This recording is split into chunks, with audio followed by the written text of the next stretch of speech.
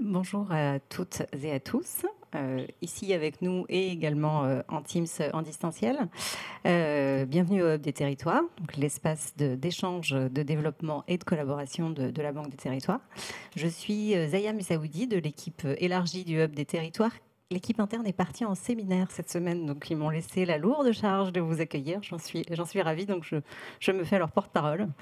On est ravis d'accueillir cet événement sur le sujet de la territorialisation des énergies renouvelables. Un sujet fortement attendu, puisqu'on a plus de 250 personnes inscrites aujourd'hui à l'événement. Donc avant de passer la parole à Élise Stoffaes, responsable du pôle ENR à la direction de la Banque des Territoires, je voulais juste vous dire un tout petit mot sur le Hub pour ceux qui ne connaîtraient pas encore. Donc comme vous l'avez vu dans la vidéo précédente, le Hub est destiné à réunir et à animer l'ensemble des acteurs territoriaux. Donc, concrètement, qu'est-ce qui s'y passe au quotidien? Donc, des temps d'échange, des ateliers, des rencontres, comme celle de cet après-midi, pour nous éclairer sur les sujets et les défis actuels et futurs des territoires. Notre conviction, c'est le faire ensemble. On est convaincus que le croisement des points de vue est indispensable pour trouver des synergies qui vont permettre le passage à l'action. Le Hub existe maintenant depuis 3 ans. Pour vous donner un ordre d'idée, en 2024, on aura organisé une centaine d'événements, donc sur des sujets extrêmement variés, tous liés au plan stratégique à horizon 2028 de la Banque des Territoires. L'ensemble des événements est capté, rediffusé en live sur Teams, mais également disponible en replay sur le site de la Banque des Territoires. Celui d'aujourd'hui sera dans quelques jours, début de semaine prochaine, normalement. Et si vous n'êtes pas encore inscrit à notre newsletter, donc là c'est le petit moment page de pub, n'hésitez pas à le faire. Le lien est dans le chat pour ceux qui sont à distance. Vous pourrez y retrouver toute notre programmation et l'ensemble des événements qu'on y organise. Et du coup, je laisse la parole à Élise. Merci beaucoup Zaya. Bonjour à toutes et tous, en présentiel et en distanciel. Je suis ravie de vous accueillir aujourd'hui ici pour parler d'un sujet important, l'enjeu de territorialisation des ENR, et évoquer en quoi du coup l'ancrage territorial de ces projets-là est une solution pour améliorer l'acceptabilité des projets ENR en local. Pour alimenter le débat, j'ai la chance d'être entourée de 7 intervenants de choix. Monsieur Hervé Vanler, adjoint à la DGEC, pour la séquence introductive. Il va nous parler notamment des actualités législatives, régulatoires, réglementaires en lien avec le développement des ENR.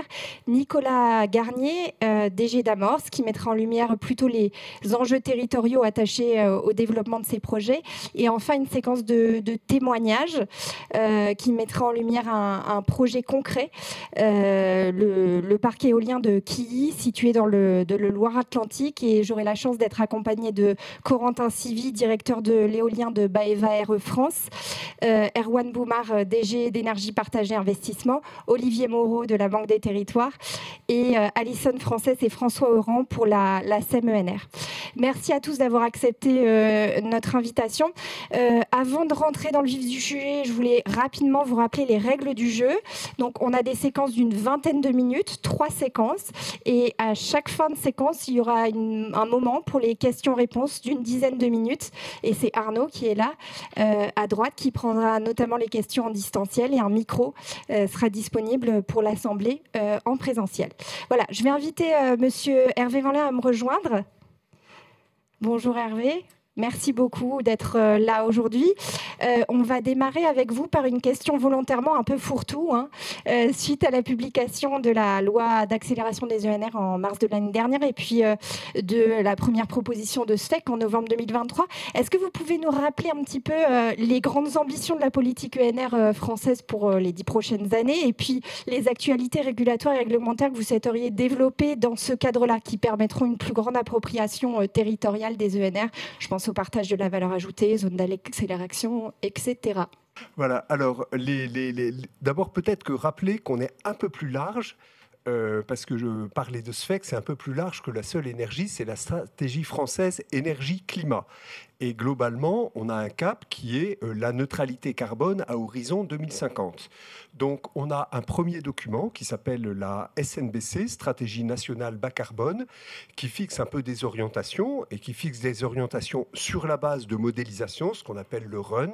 Voilà, c'est un mot un peu technique pour atteindre cette neutralité carbone et qui se traduit par des budgets carbone. Et il y a une déclinaison plus spécifique pour le domaine de l'énergie que l'on appelle la programmation pluriannuelle de l'énergie. Voilà, donc il y a eu tout un travail qui a été fait en 2023 pour avancer sur ces sujets-là. Et voilà, mais prochainement, on va passer à une nouvelle phase, mais là, je ne peux pas en dire plus, mais soyez un peu patients, mais pas trop, on va bientôt passer à une nouvelle phase. Alors, c'est quoi les grandes orientations ?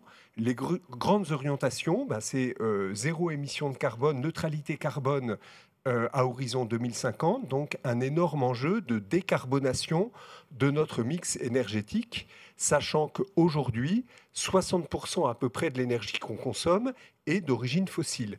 Donc c'est dire tout l'enjeu. Donc énergie, c'est pas simplement l'électricité. En électricité, on a beaucoup moins d'électricité qui est d'origine fossile. Même des journées comme celle-ci, il n'y en a pratiquement plus, puisque avec l'électricité d'origine nucléaire, l'électricité d'origine hydraulique et les intermittentes comme les éoliennes, l'éolien et le photovoltaïque, on en couvre quasiment 100%, on doit être à 99% de la production d'électricité. Il y a parfois aussi un peu d'autres sources. Donc c'est en revanche toute l'énergie. Tout le reste de l'énergie, on pense par exemple au carburant, etc. Et donc, il y a un énorme enjeu de décarboner notre consommation d'énergie.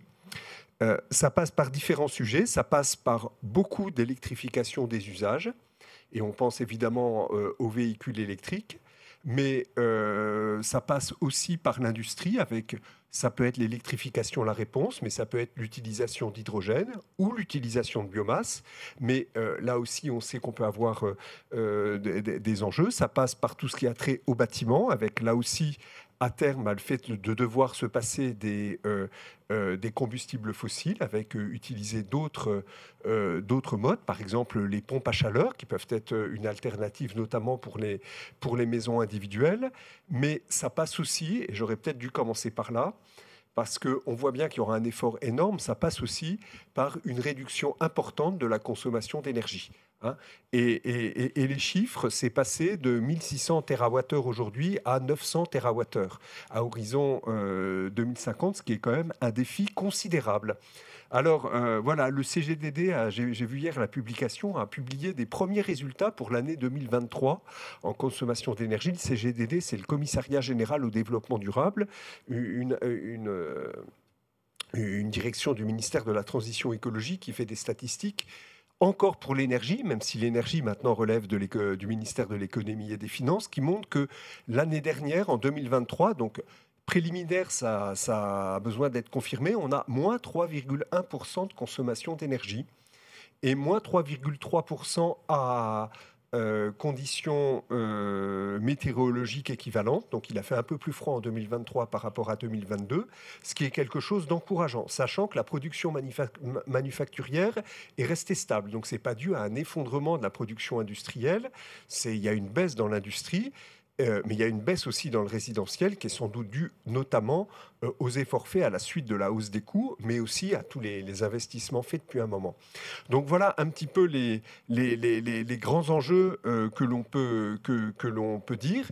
C'est décarboner, donc, et pour ça, il faut réduire et développer les ENR. J'ajoute quand même deux autres éléments qui sont fondamentaux en matière d'énergie. C'est évidemment la sécurité d'approvisionnement. On a eu des inquiétudes l'hiver 2022-2023 avec la guerre en Ukraine et ses conséquences sur l'approvisionnement en énergie et de façon concomitante une indisponibilité forte du parc des centrales nucléaires du fait de difficultés techniques, ce qu'on appelait la corrosion sous contrainte. Et voilà, j'étais à l'époque en service déconcentré, et on travaillait sur les listes de clients prioritaires à ne pas devoir couper, pas un exercice simple, mais on était quand même inquiet. Heureusement, ça n'a pas été utilisé. Et puis un deuxième élément qui est quand même très important aussi, qui est le prix de l'énergie, parce que c'est important pour le pouvoir d'achat des particuliers et c'est important pour la compétitivité des entreprises. Merci beaucoup Hervé Vanler. Peut-être un point spécifique concernant les sujets les enjeux de souveraineté et comment on peut les lier à ce sujet de territorialisation des ENR. Il y a eu des annonces importantes récemment relatives à la souveraineté de la filière, notamment la signature récemment par un certain nombre de développeurs photovoltaïques du pacte solaire avec des enjeux particuliers sur la fourniture des PV. Est-ce que vous pouvez nous donner votre éclairage sur les ambitions justement du gouvernement sur ces sujets de souveraineté et comment ça fait du sens quand on parle d'appropriation territoriale des projets ENR? Je dirais c'est une préoccupation qui monte en puissance et qui est maintenant vraiment une priorité pour le gouvernement. Et je dirais d'autant plus que voilà, le ministre délégué qui suit l'énergie au ministère de l'économie et des finances, Roland Lescure, a aussi en charge l'industrie. Donc on voit bien la synergie entre les deux. Voilà, pendant longtemps, finalement, on ne se préoccupait pas beaucoup. Je dis pas du tout, serait inexact, mais quand même pas beaucoup des conséquences industrielles et avec des conséquences que l'on connaît d'importation massive d'équipements qui viennent d'autres pays et finalement une part extrêmement importante de la valeur ajoutée qui part dans d'autres pays. Alors, on répond à l'objectif de réduire l'importation de certaines sources, de certaines énergies, notamment le fossile, puisqu'on sait que le fossile, pratiquement tout est importé. En revanche, on ne répondait pas à l'objectif de créer de la richesse aussi en France et que la production d'énergie peut être une source de richesse par les activités que cela crée sur les territoires et pas simplement l'exploitation des installations de production d'énergie, mais aussi la production des équipements. Donc, on a avancé dans plusieurs directions. Le premier, vous y avez fait référence, c'est effectivement le solaire, avec le pacte solaire. Et nous avons en France 2 projets de gigafactory qui concerne donc pour la production d'équipements photovoltaïques. Et on travaille aussi sur une prise en compte un peu de contenu carbone dans les réponses aux appels à projets pour répondre à ce souci. Deuxième filière sur laquelle il y a des avancées, c'est ce qui a trait à l'éolien en mer. On a eu au mois de mai l'entrée en service de 2 parcs éoliens en mer, celui de Fécamp et celui de Saint-Brieuc. On avait auparavant que celui de Saint-Nazaire, et puis il y en aura encore d'autres. Donc voilà, c'est une filière maintenant qui commence vraiment à s'installer. Et puis l'attribution de l'appel d'offres qu'on appelle AO5, oui, sur l'éolien flottant au sud de la Bretagne a été annoncée. Donc voilà, des avancées. Mais il y a aussi derrière des filières industrielles. On a en France 4 des 12 usines européennes pour les pales et nacelles. Il y a un travail aussi avec RTE pour la fabrication des éléments nécessaires au raccordement. C'est très particulier, évidemment, le raccordement des éoliennes en mer. Donc, il y a tout un travail. On estime aujourd'hui qu'il y a 7500 emplois. Et puis, je vais dire un petit mot d'une énergie qui n'est pas électrique, mais les pompes à chaleur, il y a tout un travail aussi qui est fait pour consolider et développer une filière de fabrication de pompes à chaleur en France. Donc, oui, vraiment, la souveraineté, maintenant, c'est quelque chose de très important. Vous avez parlé d'éolien en mer, ça fait une bonne transition avec la dernière question que je voulais vous poser, Monsieur Vanler. Bruno Le Maire et Roland Lescure se sont exprimés récemment à Saint-Nazaire au chantier de l'Atlantique en mettant en avant des objectifs significatifs en termes de simplification des processus de développement des projets ENR, avec notamment, pour ce qui concerne la filière éolien en mer, une quasi réduction de moitié des temps de développement sur ces projets. Comment, selon vous, on articule les ambitions absolument essentielles et nécessaires de simplification du développement de ces projets avec l'impératif de collégialité qu'emporte le développement des projets ENR sur les territoires? Alors, c'est un sujet complexe. Voilà, moi, je connaissais quelqu'un qui disait c'est très simple de complexifier les processus et c'est très complexe de les simplifier. Mais il y a quand même des avancées. Il y a quand même des avancées. Il y a la loi APER qui prévoit de reconnaître, alors c'est un peu technique, mais on sait que beaucoup de projets d'énergie renouvelable sont soumis à dérogation espèces protégées parce qu'ils peuvent avoir un impact sur des espèces protégées. Et pour accorder cette dérogation, il faut 3 critères, notamment un qu'on appelait la raison impérative d'intérêt public majeur, qui était un critère un peu compliqué parce que ce n'est pas tout à fait l'utilité publique qui est un critère qu'on reconnaît. Et à la suite d'ailleurs d'une évolution au niveau de la réglementation européenne, la loi APER dit qu'au-delà d'un certain seuil, défini par décret, qui a été pris, eh bien, les projets d'énergie renouvelable sont réputés respecter une raison impérative d'intérêt public majeur, ce qui est une avancée qui n'est pas neutre. Alors, pour l'éolien en mer, il y a tout un travail quand même pour simplifier les procédures pour le raccordement. Parce que le raccordement peut prendre des choses, et on travaille aussi pour le terrestre pour simplifier des choses sur le raccordement. On voit, c'est un sujet, j'aurais pu en parler, mais derrière toutes les évolutions sur la production d'énergie, il y a évidemment des enjeux considérables sur le réseau électrique pour lequel des investissements très lourds seront à faire. Il y a aussi des éléments... Alors, ça peut débloquer des projets en termes de délai, c'est à apprécier, mais c'est par exemple mettre en place des radars de compensation. On sait que parfois on a des projets qui ne peuvent pas se faire parce que ça vient en interférence avec des radars, notamment de Météo France. Et voilà, il y a un projet dans l'eau pour lequel, ça est la première fois, on va mettre en place un radar de compensation, c'est-à-dire que le projet pourra se faire, mais en compensation, on mettra un radar à un autre endroit qui permet, un endroit qui pas forcément propice au développement des éoliennes pour permettre d'améliorer les choses. Il y a aussi des choses dans la loi APER sur le contentieux. On sait que beaucoup de projets font l'objet de contentieux. Donc voilà. Et puis, il y a eu tout un travail aussi fait au niveau des services de l'État pour prioriser, essayer. Moi, voilà, j'étais dans une région, on avait mis une task force pour un peu instruire plus vite les projets éoliens et on était arrivé à augmenter très significativement la quantité de dossiers instruits. Merci beaucoup pour cet éclairage. Je me tourne vers toi, Arnaud. Est-ce qu'il y a des questions sur le fil et est-ce qu'il y a des questions dans la salle, auquel cas il y a une personne qui va vous faire passer un micro? Alors, tu as une première question pour les personnes qui sont en distanciel. Alors, que je suis en train de lire en même temps. En gros, le sujet, c'est articulation, développement du photovoltaïque et espaces protégés, notamment dans les parcs naturels régionaux.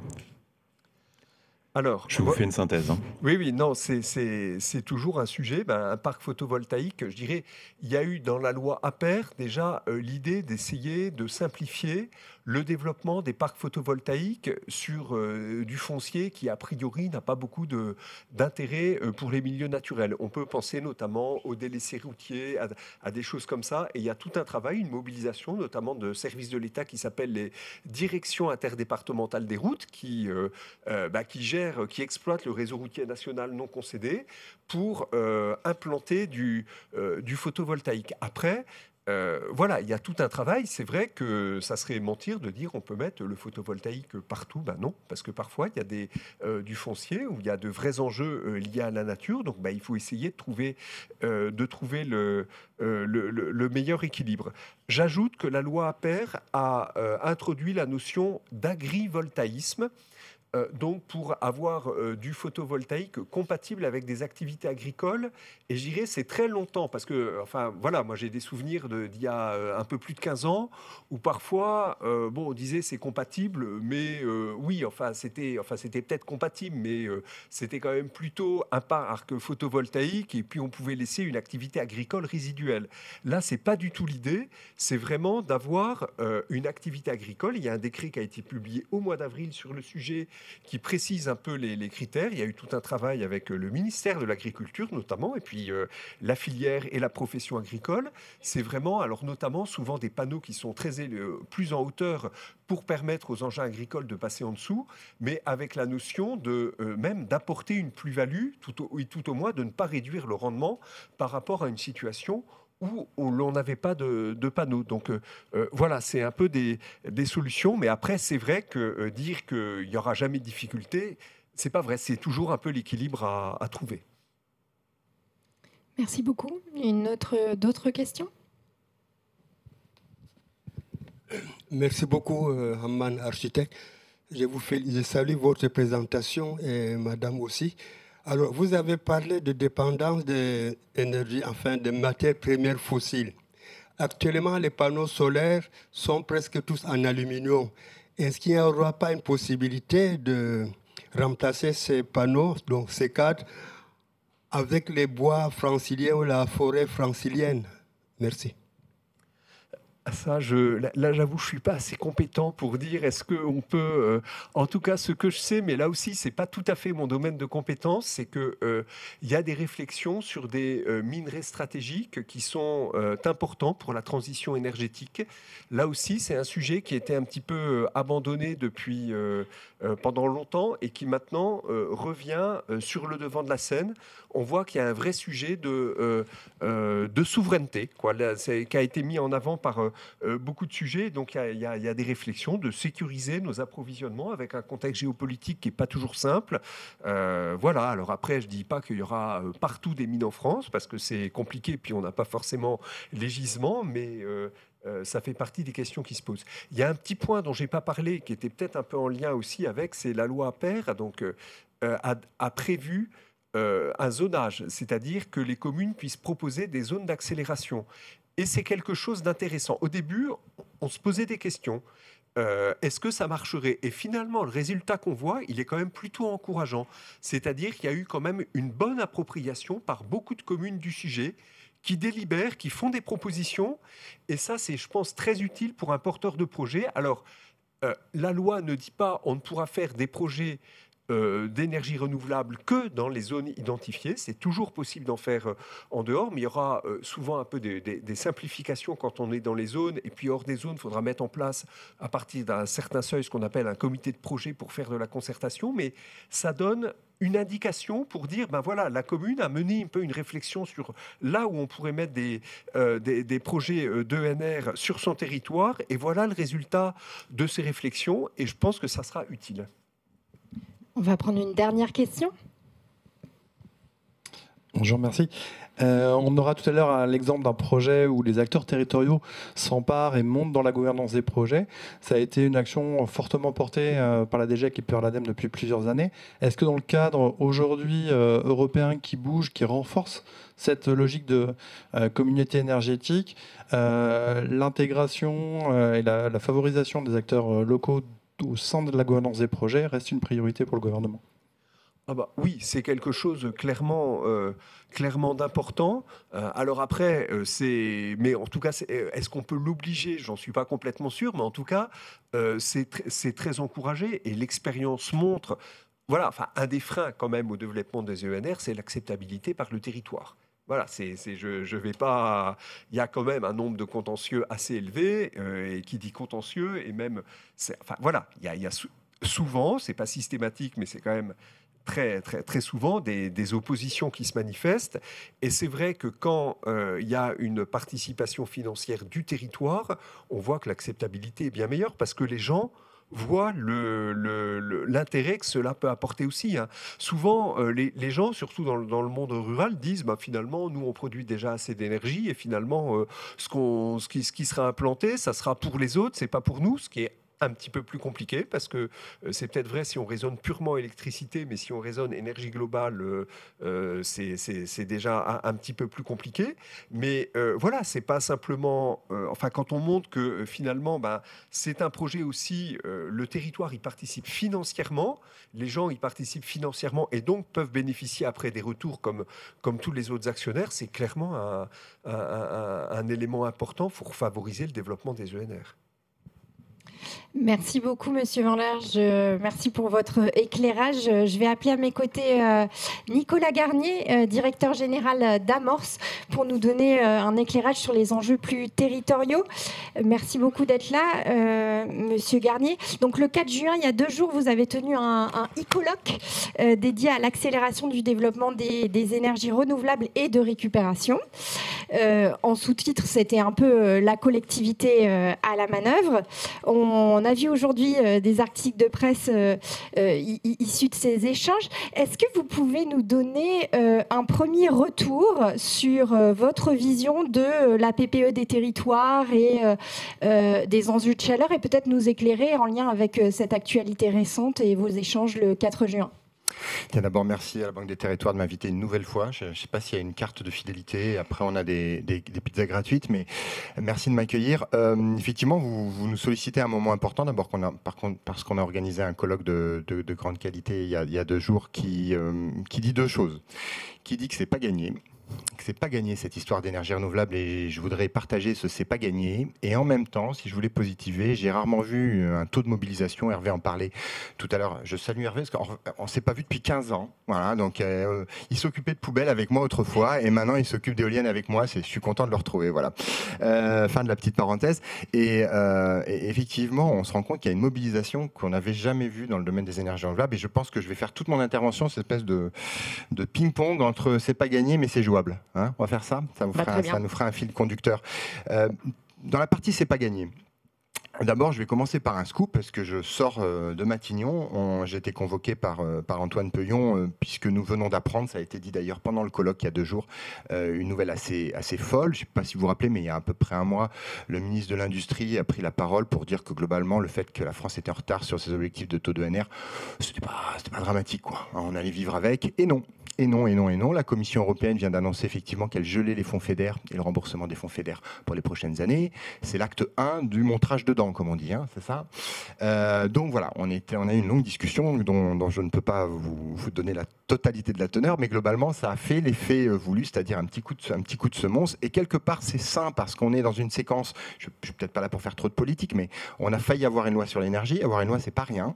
On va se transformer en un décret dont Hervé a suggéré qu'il pouvait se passer quelque chose rapidement. Je suppose qu'il évoquait le décret PPE, mais c'est facile d'écrire des trajectoires. Hein. C'est la 3e fois qu'on fait l'exercice. Hein. Pour ceux qui sont les plus âgés, vous avez connu les SRCAE, les SRADET, etc. Donc vous connaissez la blague préférée à Amorce. Hein. La directive européenne dit 45 ou 72% de NR, peu importe. La loi dit 45 ou 72. Le SRADET dit 45 ou 72. Et puis faites ce que vous pouvez, quoi. Et on tombe sur effectivement des chiffres bien inférieurs. Donc l'un des premiers enjeux pour que ce soit gagné, c'est quand même de repenser complètement la logique de planification avec quelques idées simples. Je crois que j'avais le droit à 2 slides, ou en tout cas on m'a suggéré 2 slides. Celui-là, vous l'avez à peu près tous en tête. Je le trouve le premier, ouais. D'ailleurs, on aurait pu le compresser parce que dit comme ça, on a presque l'impression que ça va être facile. En réalité, on a gagné 5 points d'énergie renouvelable sur les 5 dernières années. On est passé à peu près on va dire d'une quinzaine de pourcents à une vingtaine de pourcents sur 2019-2024. Et modestement, si on veut tenir RED 3, qui va même un peu plus loin que la stratégie française, il nous faudra prendre à peu près 22 points en 7 ans. Voilà, hein, donc 5 points en 5 ans, il nous faut faire 22 points en 7 ans. Donc on sent quand même le changement d'échelle qui va falloir avoir lieu. Quelques chiffres qui peuvent vous parler. Il faudra tripler le rythme de développement du photovoltaïque, doubler le rythme de développement de l'éolien, tripler le rythme de développement des réseaux de chaleur. Enfin, avoir conscience de ce qu'est cette pente qu'on voit peut-être pas très bien ici, ou alors on n'y croit pas, mais moi j'y crois. Donc j'ai décidé d'y croire et donc je veux cette ligne rouge. Premier problème, c'est effectivement que c'est assez facile de l'écrire très haut à Bruxelles, et puis plus vous ruisselez jusqu'à la commune, et quand vous arrivez devant monsieur le maire et vous lui dites alors 42 tu le fais comment, et là c'est un peu différent. D'ailleurs il y a ceux qui disent, il y a 3 types de maires, et celui qui dit je vais faire les 42, il y en a même qui font 3000%, hein, les Jacques Pallas, les Michel Maillat, tous ces gens que vous connaissez, ils sont à 3000% de leur consommation, et puis il y a ceux qui disent je vais voir ce que je peux faire, puis il y a ceux qui disent je n'en ferai pas. Et d'ailleurs c'est intéressant de voir, et je vais vous en parler juste après, que la zone d'accélération est née d'un veto à la base. Hein. Si vous connaissez l'histoire de la zone d'accélération dans Imper, à la base, c'est une volonté de créer le droit de veto du maire à l'intégration d'énergie renouvelable qui devient l'obligation de créer, d'identifier des potentiels. Donc on a quand même, et je le dis, là, le gouvernement et les majorités ont bien manœuvré pour transformer ce qui allait être un vrai frein en un vrai potentiel. Et j'y viendrai tout à l'heure sur les zones d'accélération, qui est mon deuxième slide. Ça, c'est pour du teasing.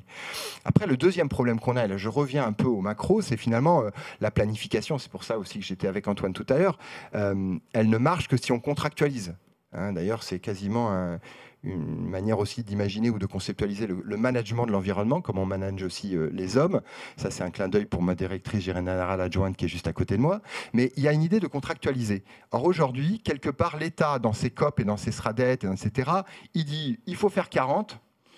Et quand on lui dit comment on tope dans la main entre les moyens de l'État, les moyens de la région et les moyens du bloc communal pour faire 40 dans chaque bloc communal, dans chaque intercommunalité, il y a plus grand monde. En gros, il y a un bout de CRTE, si vous connaissez les objets, etc. Mais finalement, vous prenez un élu qui dit, moi, je vais décupler mes réseaux de chaleur. Il y en a, Bordeaux, Lille, je vais décupler mes réseaux de chaleur. Donc forcément, il se tourne vers l'État en disant, alors ton fonds chaleur, il va décupler aussi. Ça, c'est pour Hervé. Et normalement, il va dire, non, on vend déjà 800 millions, c'est vraiment bien. Hein, puis 1 milliard, ça serait génial. Eh oui, mais on a dit décupler. Et décupler, c'est avec ces niveaux d'effort qu'on atteint ces trajectoires-là. Donc il y a quand même une difficulté, c'est pas moi qui le dis, c'est Antoine. Désolé, il va m'en vouloir de l'avoir autant cité, mais si on planifie les ambitions, il faut aussi planifier les moyens. Et là, il y a quand même une sorte de flou artistique au niveau étatique, mais au niveau régional, au niveau intercommunal, c'est pas facile pour le maire ou le président de l'interco de dire voilà l'argent que je vais dépenser en rénovation ou en énergie renouvelable dans les 10 prochaines années.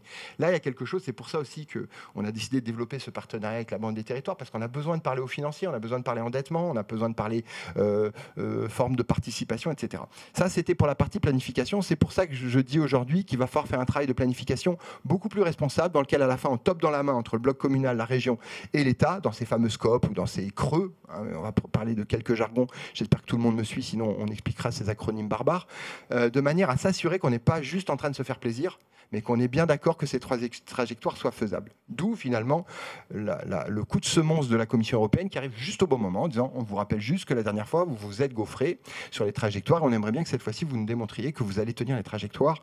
C'est aussi une manière de dire, et je reprends encore un peu c'est ma partie corrosive, Hervé se rappellera que je pouvais l'être de temps en temps, c'est qu'il ne faudrait pas que la seule chose qui soit sûre dans la SFEC et dans la PPE, c'est 6 tranches nucléaires de plus. Parce que c'est la seule chose dont on est presque sûr aujourd'hui. Les 30% d'MDE, c'est pas moi qui l'ai dit, c'est Hervé, ça va être compliqué. Les 40% ou 42% de NR, ça va être compliqué. Et finalement, il ne faudrait pas que la maîtrise de l'énergie et des énergies renouvelables soient les variables incertaines de l'équation. Il faut que ce soit probablement les variables les plus solides de l'équation. Et qu'en plus, peut-être qu'on ira chercher du parc nucléaire. C'est ça l'enjeu politique de cette histoire. Alors maintenant, si on regarde l'autre enjeu, c'est transparent suivant, j'en ai que 2, rassurez-vous, c'est qu'il faudrait qu'on passe, et ça je crois qu'il y a des développeurs dans la salle, des réunions publiques où on se dise est-ce que vous êtes pour ou contre le projet de PV, d'agrivoltaïsme, de projet éolien qu'on vous propose. Et généralement la tentation quand même c'est souvent de dire contre, ou en tout cas neutre, rarement vous avez toute la population dire ouais, soyez les bienvenus. Ah ça c'est un outil que je vous invite à regarder qui s'appelle Axel ENR qu'on a fait avec notre partenaire préféré, qui vise à... C'est une interface entre le portail CEREMA IGN, qui est le portail qui permet de remplir sa fameuse zone d'accélération, qui est un outil extrêmement utile, mais en même temps un peu técos, quand même, si vous me permettez l'expression. On a essayé de le transformer en quelque chose qui est compréhensible par le maire d'une commune de 1000 habitants ou par un secrétaire général de mairie. Lui, ce qu'il sait, c'est... ou ce qu'il devrait savoir, je suis encore plus humble, c'est globalement la consommation de son territoire, globalement les énergies renouvelables qui sont déjà présentes sur son territoire, son taux de NR. Au passage, juste pour vous raconter l'histoire, je ne vous donnerai pas le nom, mais il y a quelques communes avec qui on a fait le test qui étaient persuadées qu'ils étaient déjà à 25 ou 30% de NR. Et on leur a appris modestement qu'ils étaient à 1,5. Vous voyez l'ordre de grandeur. Vous voyez. Une commune pas loin d'ici d'ailleurs. Donc en fait, tout d'un coup, avec un outil comme ça, vous vous rendez compte d'une part des potentiels. Ça, c'est plutôt l'outil IGN CEREMA, mais aussi de ce que pèse chacun des projets existants, de ce que pèserait, par exemple, un parc éolien, un parc photovoltaïque de plus, une chaufferie bois de plus. C'est une appropriation culturelle de ces enjeux d'énergie renouvelable. 40, c'est énorme quand on y réfléchit à l'échelle d'une commune, mais c'est faisable, c'est faisable. Et puis, c'est vrai qu'en même temps, l'un des enjeux, alors, j'aurais pu le dire, hein, mais dans les éléments un peu positifs de la séquence, si on s'était vu il y a 20 ans, on se serait dit quand même techniquement c'est pas très solide ces ENR, c'est fini. Technologiquement, je pense qu'il n'y a pas beaucoup de filières, on va dire il y a un petit risque quand même. Hein. On aurait dit économiquement, il y en a qui... C'est presque fini. La plupart des grandes filières ENR sont compétitives ou presque compétitives avec des systèmes d'accompagnement qui tiennent la route. Il y a 20 ans, on négociait les premiers tarifs d'achat, les premiers fonds chaleur, etc. On a été loin. Donc il y a quand même des voyants qui sont vraiment ouverts. Technologiquement, on est au point. Économiquement, on sait ce qu'il faut faire. Il faudrait juste que les trajectoires soient assurées dans l'avenir, y compris dans le budget français. Administrativement, on a beaucoup progressé. Hervé l'a dit, la loi APER a apporté des choses. Il y a encore quelques scories. Vous ne m'empêcherez pas de penser un peu aux architectes des bâtiments de France. Je dis ça, je dis rien. Mais enfin, on va y travailler quand même, hein, parce qu'on a besoin de clarifier un peu le rôle des ABF. D'ailleurs, au passage, des fois, on s'est rendu compte que ce n'est pas tant l'ABF lui-même qui bloquait le projet, mais une sorte de cerveau reptilien du porteur de projet qui est persuadé que l'ABF va bloquer le projet. Alors que des fois, il ne le bloque pas. Voilà. Et puis, dernier élément, l'acceptation et l'appropriation. Et ça, c'est peut-être là que je voudrais en venir in fine, on a créé le fameux, c'est vous qui l'avez dit, partage de la valeur, mais je crois qu'on n'est pas allé assez loin. D'abord, il faut d'abord partager la question de l'acceptation. Et là, je vous invite à regarder ce qu'a fait Amor ces dernières années dans la charte éolienne. On est en train de créer une charte agrivoltaïsme du même genre, c'est-à-dire les bonnes pratiques, la chasse aux mauvais rex. Il n'y a rien de pire qu'un mauvais rex, un mauvais développement éolien. On en entend parler dans toute une région. Il n'y en a qu'un, les autres sont bien passés, mais c'est de celui-là dont on parle. Donc il faut qu'on aille vers ces solutions-là. Et puis il y a la question d'un partage de la valeur. Et là, moi, j'ai deux propositions, enfin, au moins une à faire et puis une suggestion. On a bien fait le partage de la valeur avec les collectivités, c'est-à-dire la capacité à développer des SAS, ENR, des SEM, des CEMOP. Bon, en tout cas, c'est en train de se mettre en œuvre. Je ne veux pas être trop positif, mais il me semble qu'on a répondu. Dans les ressources fiscales, on a aussi beaucoup progressé. La capacité effectivement à faire ruisseler la fiscalité locale en matière de ENR est plutôt réussie de mon point de vue. Mais ce qu'on nous dit sur le territoire, c'est les élus qui nous disent, c'est monsieur et madame Michu, ils ne voient pas tout ça. Ils ne voient pas comment l'IFER, la CVAE, ça va revenir chez eux. Je pense que le débat qu'on a eu dans la loi APER sur le partage de la valeur avec la population n'a pas été complètement abouti.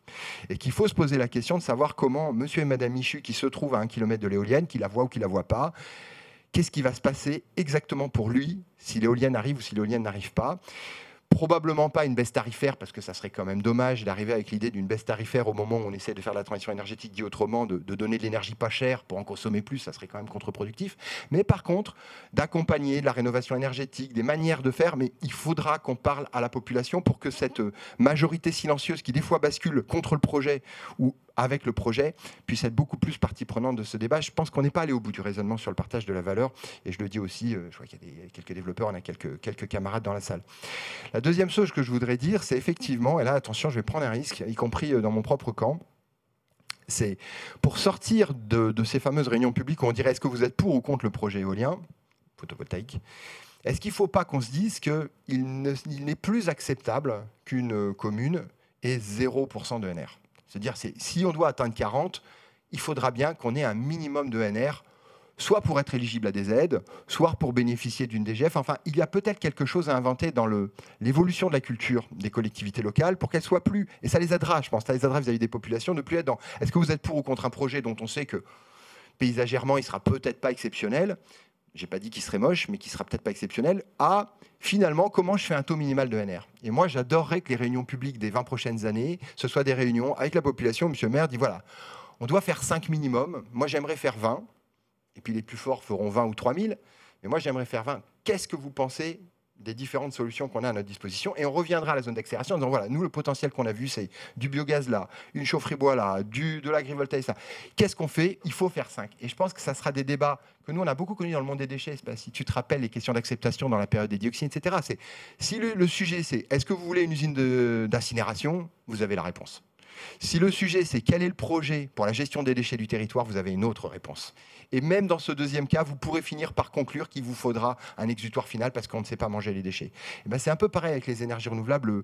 Le challenge qu'on a envie de se donner, c'est de passer de est-ce que vous êtes pour un objet qui n'est peut-être pas le plus beau du monde ou qui peut vous représenter une forme d'impact, à comment on fait 5% ensemble, comment on fait 10 ensemble. Et là, il y a peut-être quelque chose à inventer, y compris par des manières un peu soft. On en parlait encore il y a 2 heures avec Matignon. C'est est-ce qu'on ne peut pas imaginer une sorte de conditionnement d'un certain nombre d'aides? On pense au fonds vert, on pense au fonds climat territorial dont je n'ai pas parlé. Je vous rappelle qu'on a gagné un truc exceptionnel pendant le PLF qui n'a pas été vu. Nous avons gagné 4 € par habitant pour faire de la transition énergétique si vous avez voté un PCAET. Manque de bol, il n'y a pas 1 € qui est sorti à l'heure où on se parle, parce que peut-être que cette somme a été gelée lors de la restriction budgétaire. Je dis ça. Donc voilà, et donc pour finir, c'est ça ma conclusion, il y a probablement un enjeu autour de la planification et du partage de l'effort, de la répartition de l'effort entre le national, le régional, le bloc communal et entre acteurs. Il y a un deuxième sujet qui est l'acculturation, et j'allais dire, moi mon rêve, si on se revoit avec Hervé dans 20 ans, on aura encore moins de cheveux l'un et l'autre. D'ailleurs, au passage, j'ai l'impression que j'ai un post-it dans cette photo, il faut que j'en change. C'est qu'on ne parle plus de est-ce que vous êtes pour ou contre des projets, mais qu'on parle de comment on atteint 20%, comment on atteint 30%, comment on atteint 40%. Ça change complètement la posture du débat public et de l'acceptation, y compris avec d'autres systèmes de partage de valeur. Merci beaucoup, Nicolas Garnier. Moi, j'ai une question. Je voudrais revenir sur le sujet des zones d'accélération des ENR. Je parlais là, il y a quelques jours avec un maire d'une petite commune qui me disait moi, ça a été la manière dont j'ai réfléchi sur mes zones d'accélération des ENR, c'est j'avais un gymnase, toiture du gymnase, je le mets dans ma zone, toiture de ma piscine, je le mets dans ma zone. Et puis pour le reste, tout ça est un peu plus compliqué. Comment on fait avec des maires des petites communes qui ont les moyens qu'ils ont, outre les outils très utiles que vous mettez en place? Qu'est-ce qu'il faut encore mettre pour les accompagner sur ces sujets-là? Qu'est-ce qui manque encore pour arriver au bout? J'ai quand même envie de dire que l'outil du CEREMA, il est un peu técos, mais il est quand même vraiment bien fait maintenant. J'aurais pas dit ça il y a 6 mois, mais bon, il fallait qu'ils apprennent.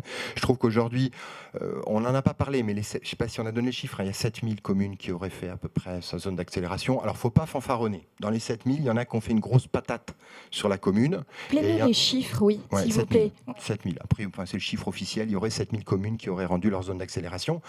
Au passage, ça va poser un problème pour les creux, parce qu'en fait, ça veut dire qu'ils ont à peu près 15-20% des communes qui ont répondu, et donc il va falloir qu'ils répondent à comment on fait les taux d'ENR par région avec simplement 20% de réponse. Le travail des creux va être compliqué. Mais par contre, c'est vrai qu'il ne faut pas se mentir, il y a des gens qui ont fait une grosse patate autour de la commune, ma zone d'accélération, c'est potentiellement tout, puis il y a ceux qui ont répondu zone vide, zone d'accélération 0. Mais quand même, la plupart ont effectivement travaillé avec plutôt un focus autour du PV. On ne va pas se mentir, la plupart des zones, c'est du solaire et du solaire photovoltaïque. On voit malheureusement peu de thermique, beaucoup basé sur des cadastres solaires, des choses comme ça. Ensuite arrive, par contre, c'est intéressant, la plupart des autres énergies ont été traitées, donc de manière plus modeste, avec des ambitions plus modestes, mais on voit l'éolien, on voit le biogaz, etc. Donc c'est quand même un peu rassurant. Après, moi, j'invite quand même à utiliser les 2 outils qui sont à leur disposition, l'outil du CEREMA qui est bien fichu, et puis cet outil-là qu'on a fait ensemble, et on l'a testé avec... donc aujourd'hui, il y a 1000, sur les 7000, il y en a 1000 qui ont utilisé cet outil-là. Moi, je trouve que je suis assez fier de mon chiffre, de dire qu'avec une médiatisation limitée, on a quand même réussi à convaincre une collectivité sur 7 qui a fait sa zone d'utiliser cet outil. Et ce qui est intéressant dans cet outil, c'est qu'elle appréhende les ordres de grandeur. Parce que l'une des difficultés du maire, c'est un champ de 3 hectares, ça représente quoi en énergie? Et donc nous, on lui explique ce que ça représente de la consommation d'un gymnase, ce que ça représente de la consommation d'une école. Pareil sur la méthanisation, pareil sur le bois. Donc c'est un vrai bon outil d'acculturation, parce qu'il faut quand même reconnaître que le mot kilowattheure, il n'est pas dans la bouche du maire tous les matins quand même. Hein. Donc utilisons ces outils, déployons-les. Moi, j'ai demandé tout à l'heure à Matignon qu'il y ait plus de pubs qui soient faites sur ces 2 outils, parce que même l'outil CEREMA, il est méconnu. Et puis effectivement, probablement un jour, il faudra conditionner un certain nombre d'aides au fait d'avoir fait sa zone d'accélération et d'avoir fait un taux minimum. Je pense que c'est le sens de l'histoire. Et j'ai une autre question à vous poser qui est sur un sujet un peu différent. Le lien entre les développeurs de projets et les services déconcentrés de l'État. On sait l'importance des échanges avec les DREAL dans les moments en phase de développement, mais aussi en phase d'exploitation du projet, parce que c'est eux qui vont notamment mettre un certain nombre de warnings ou limitations sur les enjeux de bridage, chiroptère, avifaune, acoustique, notamment sur les sujets éoliens terrestres. Est-ce que vous, de votre point de vue, les échanges sont plus fluides, il y a une forme d'harmonisation sur le territoire? Je ne me rappelle plus de quand elle date, mais nous, il y a eu un tournant, c'est la lettre envoyée au préfet il y a 3 ans. On ne va pas se mentir, envoyer les préfets comme des freins, et ils sont devenus des vrais accélérateurs. Ils se sont appropriés la question ENR par ce courrier. Alors peut-être que certains l'ont oublié en cours de route, mais on a vu vraiment un changement de posture. On a vu des préfets convoquer des élus en disant alors comment on fait le chiffre? Alors que dans l'ensemble, le préfet, il avait tendance des fois un peu à être plutôt en réserve sur ces projets. Donc non, aujourd'hui, on a plutôt l'impression que les préfets sont plutôt des forces plutôt proactives. Après, ils sont aussi sous contrainte, puis il y a une biodiversité chez les préfets, on ne va pas se mentir. Merci beaucoup. Je vous propose qu'on prenne quelques questions de la salle ou en distanciel, Arnaud. Alors, je vous confirme l'impression initiale, hein, il y a énormément d'échanges. Et les échanges d'ailleurs s'auto-alimentent, donc il y a une sorte de deuxième débat sur le sujet qui est en train de naître. Donc je ne peux pas vous faire complètement la synthèse, mais ça revient un peu sur les sujets que tu viens d'évoquer, hein, Nicolas. Des échanges qui sont un peu techniques et qui échappent à ma propre compétence autour de la capacité à investir pour les collectivités locales qui, semble-t-il, seraient capées à un niveau de leur recette de fonctionnement sur une durée qui serait, j'utilise le conditionnel, autour de 5% de leur recette de fonctionnement sur 7 ans, si j'ai bien lu, et donc avec une idée qui est portée semble-t-il également par Amorce et d'autres structures qui sont invitées aujourd'hui, pour déplafonner en quelque sorte dans la durée et sur les montants. Alors il faut savoir que ce 5 et 7, là, c'est déjà le résultat d'une évolution qui avait été introduite dans APER et dans la 3DS de mémoire, dans la loi 3DS de simplification. Donc on était déjà capé plus bas, mais effectivement aujourd'hui le retour qu'on a, c'est que c'est insuffisant et qu'il faudrait décaper un petit peu. Après le rôle de l'État, effectivement, de s'assurer d'un niveau d'endettement acceptable. Et ça nous amène sur une autre question plus profonde, c'est TE et endettement. C'est-à-dire qu'aujourd'hui, il y a eu quelques tentatives, mais l'un des grands regrets ou limitations que les collectivités identifient dans le domaine de la transition énergétique, c'est globalement l'endettement pour un projet d'énergie renouvelable ou une rénovation d'école est comptabilisé de la même manière que l'endettement pour faire un rond-point. Et on se dit que ça ne devrait pas être le même niveau d'endettement dans la comptabilité des collectivités locales. Donc il y a eu une première tentative par le député Cazeneuve, je crois, qui vise effectivement à considérer qu'il va falloir comptabiliser l'endettement de la transition énergétique à part du reste de l'endettement dans la notation des collectivités, parce que nous aussi, hein, on n'est pas 3+, ou 3A, mais quelque chose comme ça. Sauf que pour le moment, à part dire qu'on les compte de côté, les banques n'ont pas une lecture très différente entre, effectivement, je vous disais, un rond-point et une énergie renouvelable. Donc on reste un petit peu coincé dans cette idée de la capacité d'endettement, et ça dépasse la question des ENR, cette histoire. Les questions de maîtrise de l'énergie et de rénovation posent la même difficulté. Il a été question à un moment donné, parce qu'on est toujours, nous, plus ou moins soumis à ce qu'on appelle le pacte de Cahors, hein, donc on est quand même regardé de très très près sur la capacité d'autofinancement et d'emprunt. Et donc pour l'instant, c'est ça qui bloque dans un certain nombre de cas. Cela dit, si j'ai envie de godiller, je pense que le premier des sujets, c'est quand même que les 36 000 communes se posent la question de sa part d'ENR, parce qu'il y a des collectivités qui ont des capacités financières qui ne se sont pas encore totalement emparées de la question des énergies renouvelables. Et puis je ne l'ai pas dit tout à l'heure, j'ai utilisé le mot banalisation, mais enfin, vous connaissez le chiffre, hein, c'est dans les zones où il y a le moins d'éolien qu'il y a le plus d'opposition à l'éolien. Et il y a aussi un peu d'opposition là où il y en a beaucoup, hein, donc je ne vais pas dire le contraire. Donc il faut trouver un juste milieu, mais on se rend compte qu'en fait c'est par la banalisation probablement qu'on aura de l'acceptation, qu'on aura moins de blocage, et donc c'est pour ça qu'il faut absolument que le panneau photovoltaïque soit à peu près aussi banal qu'un panneau de signalétique qui est guère plus beau, mais qu'on a l'habitude de voir dans l'espace urbain, alors que l'autre non, etc., etc. Donc il y a un enjeu sociologique à la banalisation des énergies renouvelables. Je me suis un peu écarté de la question. On a un peu de temps pour prendre d'autres questions. Oui, bonjour, Vincent Poisat de la coopérative Enercop. J'avais 2 questions. La première, c'est que si mes calculs sont bons, ça fait environ 20% des communes qui ont déposé un projet sur les plateformes d'accélération de leurs ENR. Qu'en est-il des autres? Est-ce qu'elles vont être lancées? Est-ce qu'elles sont tenues d'une façon ou d'une autre de déposer leur projet dans le futur, et jusqu'à quand? Et deuxièmement, est-ce que le citoyen d'une commune peut savoir quelque part si sa commune a déposé un projet d'accélération, et pour le cas échéant, interpeller son maire et lui demander quand est-ce qu'il compte le faire? Merci.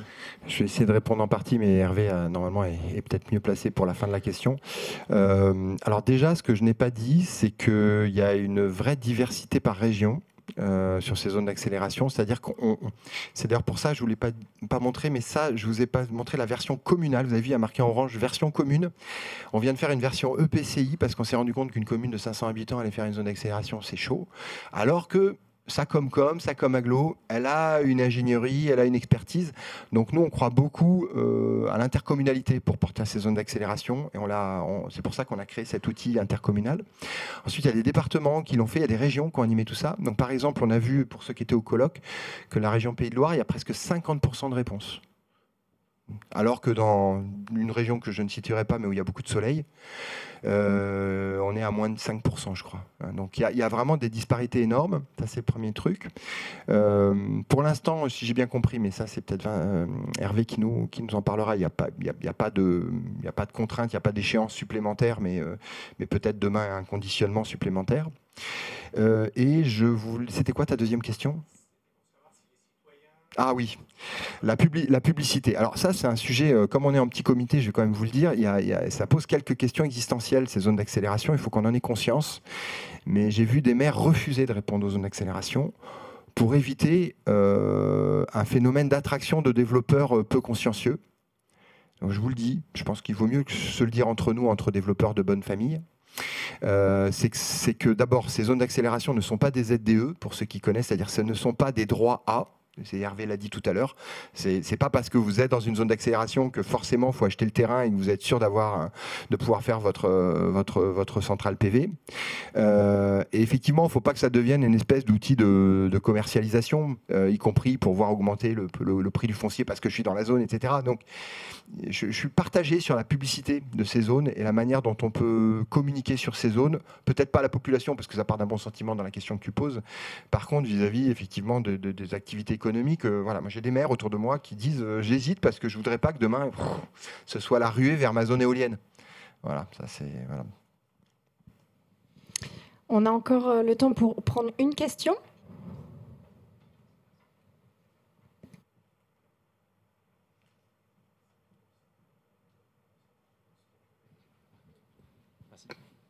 Bonjour, Léo Bertin de la société Eridanis. Je me demandais si vous aviez mis en place des API à votre plateforme pour récupérer les données. À ce stade, non, mais vous voyez dans mes yeux à quel point ça me titille. Ouais, à ce stade, non. Mais je pense que c'est le développement qu'on va faire parce qu'on va avoir besoin de matcher. Probablement que mon rêve, c'est même que ce soit la JEC qui me le demande. Ouais, j'ai besoin d'avoir les datas parce nous, ça nous manque un peu là. Pour l'instant, on le garde sur des formes libres. Mais oui, il faudrait. Ça marche, merci. Comme vous avez été très court, on a encore le temps pour une question. Ouais. Pardon, juste, en fait, j'ai oublié de parler d'une énergie sur laquelle on fonde beaucoup. Enfin, il y a quand même des énergies sur lesquelles il y a des facteurs qui posent question, je pense en particulier au bois, sur lequel je trouve qu'il y a un débat un peu manichéen qui s'est installé entre ceux qui disent il n'y a plus de bois, il faut arrêter, il ne faut plus d'aide de l'ADEME, et qui commence malheureusement à faire son effet, c'est-à-dire on voit des régions dans lesquelles les projets de bois sont en train de se casser la figure. J'ai même eu un exemple la semaine dernière d'une grande agglomération de la Champagne, comme ça vous chercherez, et qui avait un projet de réseau de chaleur au bois et qui va faire une belle chaufferie au gaz russe. C'est quand même embêtant. Et tout ça parce qu'effectivement, niveau d'aide qui baisse, etc., etc. À l'inverse, je crois qu'il ne faut pas non plus se leurrer. Oui, il y a un sujet d'approvisionnement bois et de ressources en bois. Et effectivement, c'est pour ça qu'on attend avec impatience l'arrivée du groupement d'intérêt scientifique là, qui va se mettre en place pour essayer de voir les potentiels de bois. Parce que ça dépendra de notre capacité à remettre des haies et des bocages, ça dépendra de notre capacité à prendre du bois dans les pentes, comme le font d'autres pays, etc. Mais voilà, j'appelle ni à une espèce de défaitisme sur le sujet, parce que c'est vraiment pas le moment de réduire la cadence. Et en même temps, oui, il va falloir affronter cette question de la concurrence sur le bois, puisqu'on est en concurrence avec l'industrie papetière, l'industrie panneautière, la décarbonation de l'industrie qui est en train d'aspirer beaucoup de bois. Et en tant que représentant des collectivités, j'invite les élus à être vigilants sur ce qu'ils signent en termes, dans une DSP, sur un réseau de chaleur bois sur 20 ans, en termes d'appro. Merci beaucoup d'avoir parlé de ce sujet. C'est un sujet important. Je crois qu'il restait une question. Non, ce n'était pas une question, c'était juste sur le sujet des zones d'accélération. Moi, ce que j'ai vécu sur le terrain, c'est une très forte mobilisation des préfectures qui s'appuyaient beaucoup sur les EPCI. Et là, c'est parce que effectivement, les communes n'ont pas forcément les moyens. Alors après, la décision est la commune, mais faire en sorte mobilisation. Et dans la plupart des départements, dans la région où j'étais, il y avait une réunion pour chaque EPCI. Préfectures ont rencontré chaque EPCI pour expliquer ce que c'était, par leur dire il faut faire ça, mais expliquer ce que c'était et leur donner les informations dont l'État disposait. Parce que, par exemple, il y a eu un travail de fait sur les zones favorables au développement de l'éolien. Donc, voilà, bon, qui vaut ce qui vaut, mais qui disait ça pouvait éclairer le choix des communes.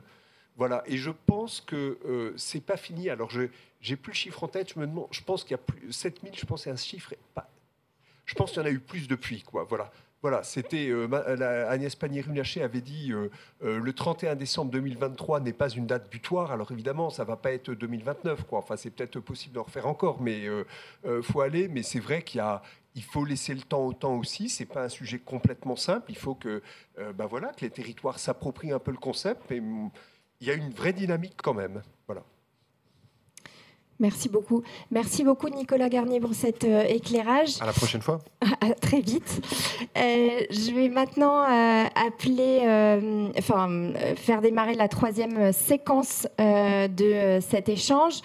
C'est un grand témoignage autour d'un parc éolien, le parc éolien de Quilly en Loire-Atlantique. C'est un bon exemple de ce que peut être l'appropriation territoriale d'un projet éolien terrestre. Je vais inviter Corentin Civy à me rejoindre, Erwan Boumard, Olivier Moreau et Alison, je pense, et son collègue François Oran, qui représente la CEMENR, vont nous rejoindre en distanciel. Je vais commencer par vous, Corentin Civy. Est-ce que vous pouvez nous présenter un peu ce projet et comment vous l'avez imaginé et développé côté BayVa RE France? Bonjour, merci à toutes et à tous et merci pour l'invitation. Donc je vais effectivement présenter le projet de Quilly. Alors déjà, situé Quilly, donc c'est en Loire-Atlantique. Pour ceux qui connaissent, quand on est à Nantes et qu'on prend la route de la Bretagne, à peine au bout d'une demi-heure en ayant quitté Nantes, on arrive juste à côté de Quilly. Donc on est d'ailleurs, certains même murmurent que Quilly, c'est en Bretagne. Enfin, c'est un débat qu'on n'aura pas aujourd'hui, mais en tout cas, voilà, c'est situé sur la route de la Bretagne. Donc ce projet, c'est un projet qui a été initié il y a longtemps déjà. En fait, les toutes premières traces de ce projet datent de 2006, percuté ensuite par le Grenelle 2, ZDE, loi des 5 mâts, etc. Voilà. Mais le projet a réellement démarré en 2009, là où il y a vraiment eu un lancement du projet avec notre partenaire qui s'appelle Valorem, que beaucoup connaissent ici évidemment, qui a initié ce projet. Et donc nous, BayVa, on est arrivé sur ce projet en 2013 pour une longue route qui s'est achevée là il y a à peine un an. Et donc ce projet, en fait, c'est un projet qu'on a souhaité dès le départ, dès les premières discussions avec Valorem, qui avait aussi cette démarche-là, en faire ce qu'on appelle un projet de territoire, concept qui à l'époque était un peu neuf, qui aujourd'hui devient un indispensable. Donc ça a été pensé dès le départ pour qu'on puisse associer le territoire, y compris dans le capital. Voilà, il y a eu plein de versions, plein de versions imaginées, mais entre-temps, on a eu un partenariat qu'on a mis en place, BayVa, avec la Caisse des dépôts, qui visait justement à aider les collectivités à rentrer dans nos projets, et donc à permettre un accompagnement le plus professionnel, le plus en confiance aussi, puisque nous, BayVa, on a un acteur qui est relativement jeune plus trop maintenant, mais sur la scène française, en tout cas à l'époque quand on avait ces discussions-là. Et donc aussi, c'était une des façons de permettre au territoire d'avoir confiance dans la suite du projet, ce qui a bien abouti, puisqu'aujourd'hui 100% des droits du projet ont été transférés et donc sont à la Caisse des dépôts, à Énergie partagée et à la SEM 44.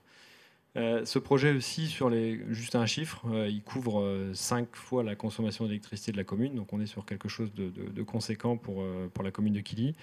C'est juste 3 éoliennes. Le projet initial était plus ambitieux en nombre de turbines, mais c'est fait aussi percuter par un événement que certains ont entendu de près ou de loin, mais le parc de Nozay, que certains connaissent certainement, qui n'est pas très loin de là. Et donc on a eu beaucoup de difficultés à un moment sur ce projet, qui avait pas mal ralenti autour des questions que posait le parc de Nozay, qui est vraiment à quelques kilomètres de là. Et donc le projet a atterri avec 3 turbines, et le temps aidant, puisqu'on a mis beaucoup de temps à développer ce projet. Le projet initial était, pour ceux qui sont spécialistes des éoliennes, c'était des V90, et donc on a fini par atterrir sur des N117, 3 mégas. Donc au moins on a rattrapé le temps en produisant quasiment autant. Il y avait 6 turbines au départ, il y en a 3 à l'arrivée. In fine, on produit quasiment autant qu'avec les turbines imaginées au départ. Voilà, sur ce projet, il y a 2 choses. Il y a à la fois l'ouverture au territoire, le fait qu'aujourd'hui le territoire soit aux commandes de ce projet. Mais il y a aussi un autre point, c'est sur le partage de la valeur, la façon de concevoir les projets de territoire. Ça a été rappelé maintes fois aujourd'hui, mais évidemment le point clé, la partie compétitivité, elle est plus à démontrer. Aujourd'hui, il n'existe pas de moyen moins cher que l'éolien et le solaire en moyen neuf à installer. C'est plus un débat. On n'a plus ce débat. Enfin, même si on l'a dans le grand public, je veux dire, entre spécialistes, c'est plus un sujet. Mais l'essentiel du débat, il tourne aujourd'hui autour de la question de l'acceptabilité et de qu'est-ce que ça apporte concrètement au territoire. Pour qu'un territoire ait envie d'un projet, il faut qu'il lui apporte quelque chose. Et l'échelon investissement du territoire n'est pas suffisant. Il faut aussi effectivement que monsieur et madame Michu puissent avoir des retombées concrètes et puissent voir qu'accueillir un parc éolien chez soi, ça apporte quelque chose de concret. Donc c'est pour ça qu'on a voulu travailler là sur un élément assez nouveau autour de la rénovation, de l'accompagnement à la rénovation énergétique, de manière à ce qu'on puisse, d'un côté, par exemple, tordre le cou à une idée reçue qui serait que j'ai lu sur Facebook que quand on installe un parc éolien à côté de chez moi, ça fait baisser la valeur de ma maison de 82,7%.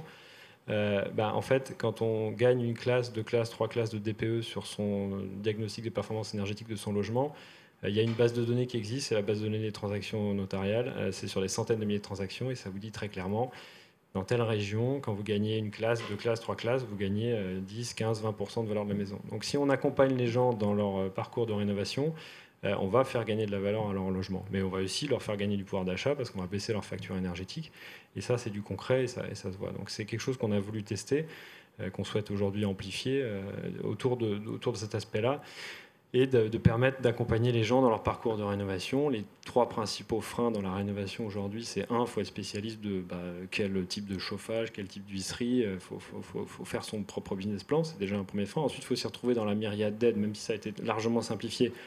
Ça reste des dossiers à remplir, ça reste des choses qui sont assez compliquées à faire. Et puis, in fine, il faut trouver les artisans pour le faire. Donc, en travaillant sur ces 3 aspects-là et en accompagnant les gens sur ces 3 aspects-là, en fait, on va réussir à accompagner et à permettre que, de manière concrète, les gens puissent voir ce que ça puisse apporter. Merci beaucoup, Corentin Sivy.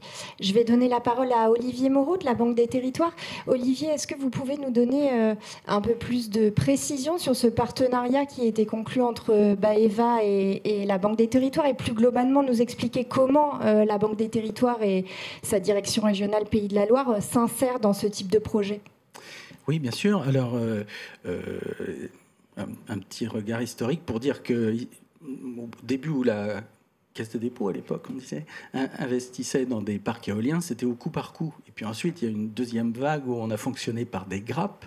Et puis le troisième temps, ce sont des partenariats nationaux, comme celui que nous avons avec BAEVA. Et comme Corentin l'a dit, il y a une spécificité dans ce partenariat-là qui est que l'idée est de passer le relais, finalement, à des acteurs locaux aux côtés de la Banque des Territoires. Voilà, c'est sa singularité. Alors la question, dans le cas de Quilly, s'est posée naturellement. Qui sont les acteurs locaux que nous pourrions associer? Et par culture, pour une direction régionale, assez spontanément, la réponse, ce sont les sociétés d'économie mixte. Parce que la Banque des Territoires, Caisse de dépôt, a une très longue histoire avec les sociétés d'économie mixte, une très grande proximité. Là aussi, un petit regard historique. À partir des années 50-60, ce sont toutes les SEM d'aménagement et de logement. Et puis ensuite, dans les années 80, c'est la décentralisation, deuxième vague. Et puis, en particulier dans le secteur énergétique, depuis une dizaine d'années, il y a vraiment un essor des SEM. D'ailleurs, le Hub des Territoires en parlait il y a peu. Et Vendée Énergie, son directeur général, était assis à ma place, je crois bien. Et donc, assez spontanément, on s'est tourné vers la SEM ENR 44, émanation du syndicat d'énergie et aussi du département. Et c'est comme ça, assez spontanément, finalement, que le lien s'est établi. En Pays de la Loire, le territoire n'est pas encore tout à fait couvert par des sociétés d'économie mixte, mais presque. Et donc, il y a évidemment Vendée Énergie en Vendée, Alter Énergie, Mauge Énergie en Maine-et-Loire, Énergie Mayenne en Mayenne, bien sûr, et puis ENR 44 en Loire-Atlantique. Et j'ajouterais que nous avons déjà des co-investissements avec ces sociétés dans différents domaines. Ça va des éoliennes marines avec le parc Dieu-Noirmoutier où Vendée Énergie a un petit ticket, et c'est aussi l'éolien, c'est terrestre, c'est notre sujet du jour. C'est aussi vrai pour du photovoltaïque, pour de la distribution de GNV, etc. Merci beaucoup, Olivier Moreau. Normalement, Alison France est censée nous rejoindre en distanciel. Alison, si vous nous entendez, je pense que ce serait intéressant d'avoir votre témoignage sur le rôle que vous avez joué dans le parc éolien de Quilly en Loire-Atlantique et le lien qui s'est fait assez directement, comme l'expliquait Olivier, entre la Banque des Territoires et la SEM ENR 44. Oui, bonjour, vous m'entendez du coup? Très bien. Très bien.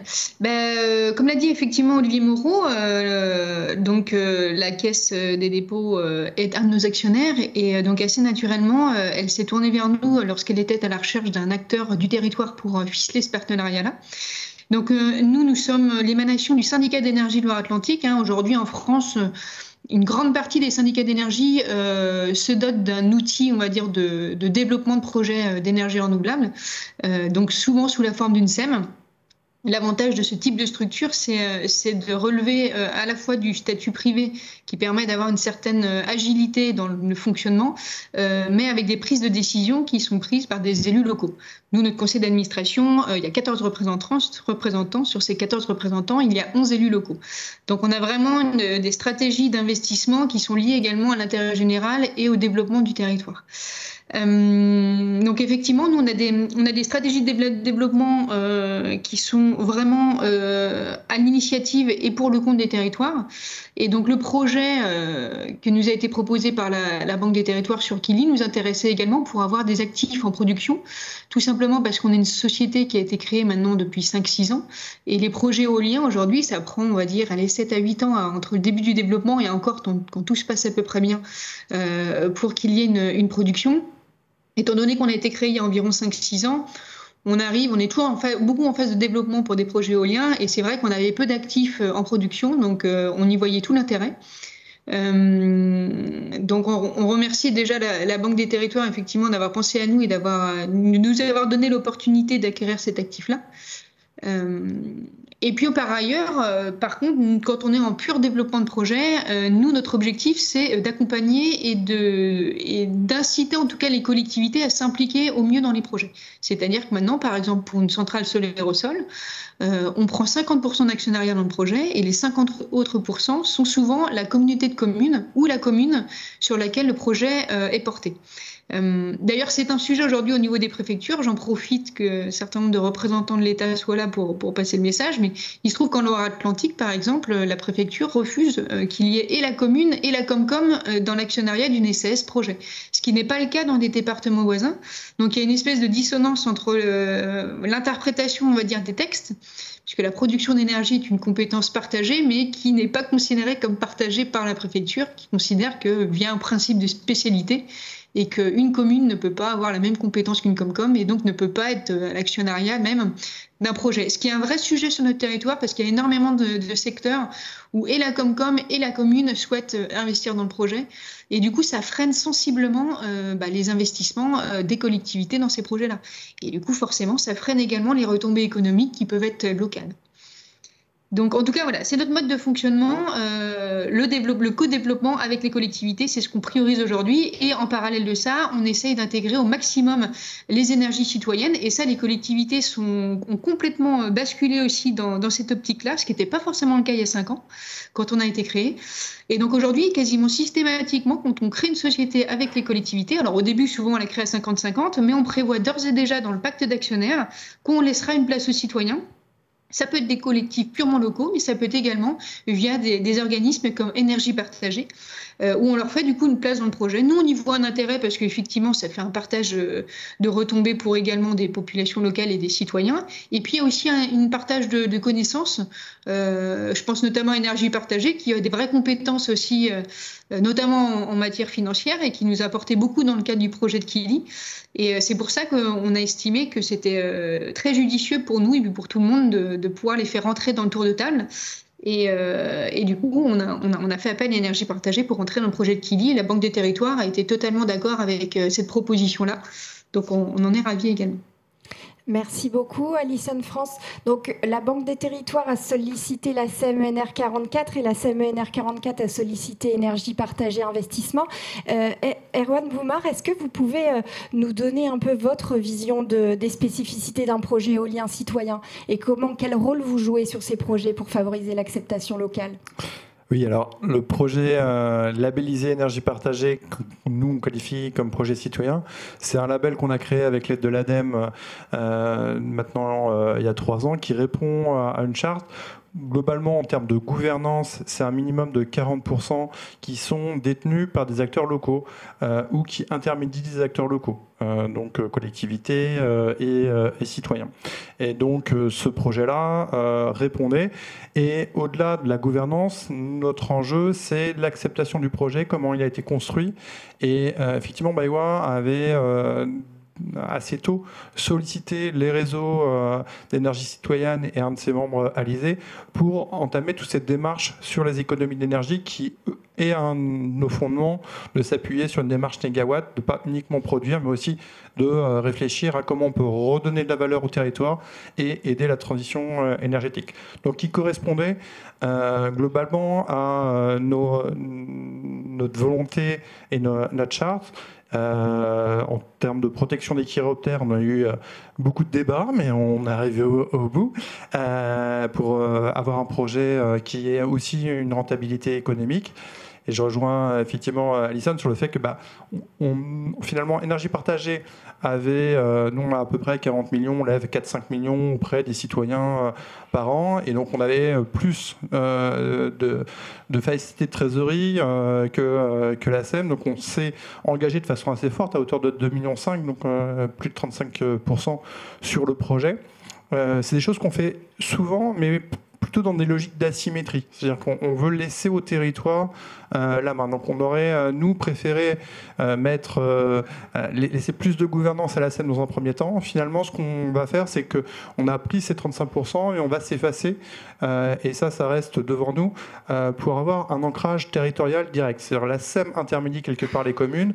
Nous, on intermédie les citoyens. Et ce qu'on aimerait, c'est quand même qu'il y ait des acteurs locaux de l'EPCI qui rentrent dans le projet. Et donc ça fait partie des choses généralement qu'on construit dès le développement. Là, comme on arrive après le développement, on va le construire avec des budgets qu'on a mis dans notre business plan pour sensibiliser, pour s'appuyer sur une dynamique locale. On est juste à côté de Redon, dans l'autre PCI, il y a déjà 3 parcs citoyens qui ont levé plus de 3 millions. Donc on est assez confiant, mais il y a du travail à faire.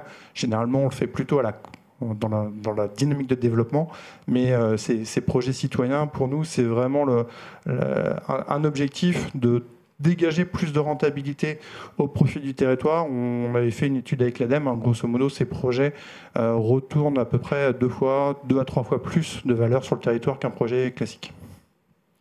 Merci beaucoup à tous pour ce témoignage. Je pense qu'il y a pas mal de questions. Je me retourne vers toi, Arnaud, pour prendre les questions en distanciel dans un premier temps.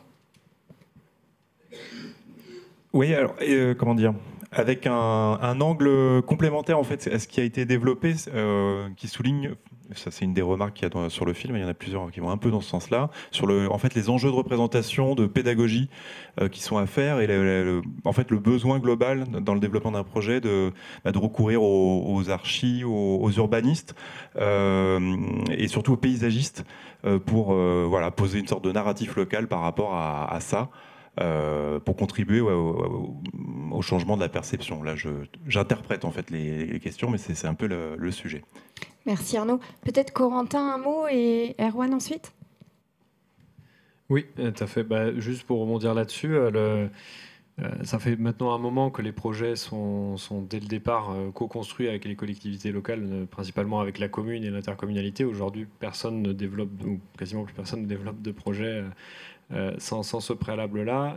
Et évidemment, c'est totalement concomitant avec les réflexions qu'il peut y avoir autour des zones d'accélération. C'est qu'en fait, c'est toujours mieux un projet quand il va toujours mieux vivre quand le choix de la zone, les types de zones possibles et la compréhension générale de qu'est-ce qu'on peut faire sur son territoire et qu'est-ce qu'on doit faire sur son territoire si on veut viser le net zéro.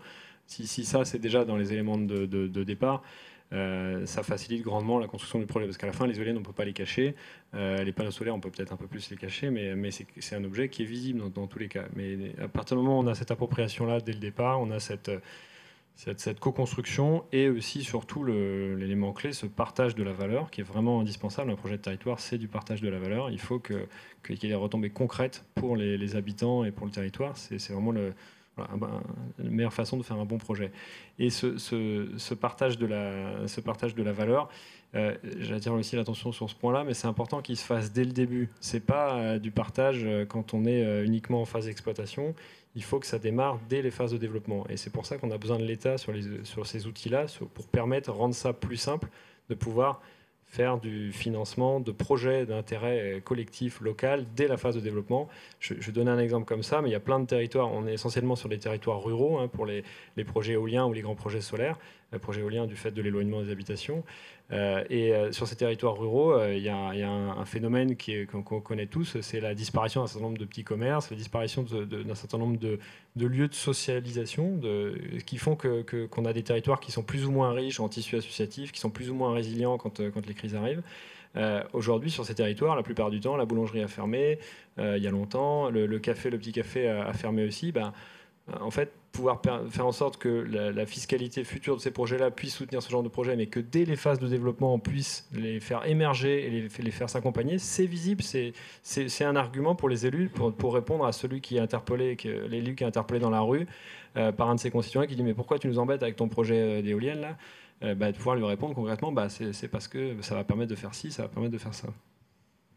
Alors si je rebondis sur l'aspect plus paysager, parce que j'ai profité d'avoir le micro, c'est vrai que généralement les territoires vont plutôt faire attention à ne pas faire des très gros parcs éoliens. On est plutôt appétant côté collectivité à faire des parcs entre 3 et 6 turbines pour que ça s'intègre proprement dans le territoire. Et c'est pas obligatoirement ces tailles de projets qui ont une acceptation assez forte du territoire, qui sont poussés par l'État, qui veut plutôt des gros projets et de la rationalisation et qui peut s'entendre d'un point de vue économique et raccordement. Et du coup, on a une double difficulté à développer des projets. Celui-là, c'était CIMA, finalement, on finit sur 3. À se faire aussi entendre des DREAL.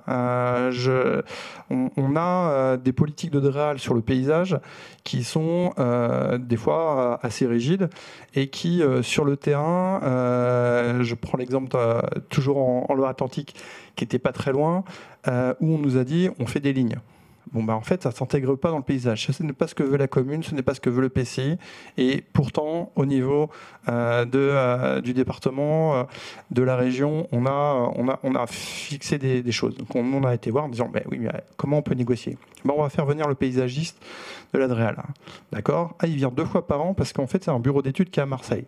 Et là, on se dit, comment, en fait, on se retrouve dans des situations où c'est des recommandations de paysagistes qui n'habitent pas sur le territoire, alors que, localement, en fait, il y a eu un travail d'acceptation qui est fait localement. Donc, c'est vrai que on est aujourd'hui, sur certains projets, quand même assez contraints et dans des solutions un peu UBS il faut vraiment que nos interlocuteurs instructeurs aient des capacités aussi de s'adapter au projet pour déroger à des mécanismes un peu trop rigides. Merci. On va prendre les questions de la salle. Oui, Vincent d'Enercop à nouveau. J'avais à nouveau 2 questions, mais très courtes. Je ne vois pas les communes de Quilly et le PCI dans le pacte d'actionnaires de la société de projet. Est-ce qu'elles n'ont pas voulu rentrer dans la société de projet, même symboliquement ? Et deuxième question, vous avez parlé beaucoup de partage de la valeur, notamment pour les citoyens, mais concrètement, combien d'argent a été versé sur le territoire pour des actions, si j'ai bien compris, d'amélioration de performance énergétique du bâti ? Voilà, si vous pouviez préciser ce point, s'il vous plaît. Merci. Alors du coup, je laisse Corentin sur la partie développement, Alison sur la partie représentation, puis moi je dirais un mot sur ce qu'a fait PI. Pardon, sur quelle partie du coup ? Sur la partie financement en développement des... Oui. Oui, donc sur ce projet-là, on a fait cette expérimentation sur la rénovation. Donc on a investi un peu plus de 180 000 euros de conseils. Donc ça veut dire que derrière, ça a généré tout un tas de personnes qui ont été accompagnées sur leur propre projet. Autour de la rénovation, l'avantage, c'est que les aides, elles existent déjà. Donc la rentabilité de la rénovation, elle est plus ou moins élevée, mais elle existe déjà en partie. Et donc, on a essentiellement permis de flécher, d'aider et d'accompagner les gens sur leur dossier. Donc, en mettant du temps disponible de personnes spécialisées sur le sujet, donc avec Alizé, qui fait ça comme accompagnement sur le 44 et qui a travaillé plus spécifiquement sur la commune et chose qu'on souhaite poursuivre dans au moins une partie de la phase d'exploitation. L'idée étant en fait de mettre en place une sorte d'effet boule de neige, c'est-à-dire qu'à partir du moment où les gens ont des exemples concrets autour d'eux qui ont fonctionné, que ça puisse, avec le bouche à oreille, permettre de se diffuser. Donc là, les retombées, elles sont de différents ordres. Les retombées sur lesquelles on travaille sur des nouveaux projets aujourd'hui, c'est là-dessus, c'est un des éléments, mais c'est aussi d'accompagner les agriculteurs dans leur propre projet de transition, sur la mise en place de circuits courts, sur le passage en agriculture biologique par exemple, sur de l'achat de matériel en commun. C'est des choses qu'on fait sur d'autres projets aussi. Ça passe aussi par l'accès au placement de l'épargne dans le projet pour avoir une partie de retombées, que ce soit sous forme obligataire pour ceux qui ont moins de visibilité sur leur épargne et qui leur permet du coup d'avoir des retombées plus sécurisées et surtout une liquidité, une capacité à sortir de manière plus long terme pour ceux qui ont la capacité à rentrer en tant qu'actionnaire. Et puis après, ça va être des retombées d'accompagnement des projets du territoire, donc idéalement de la commune.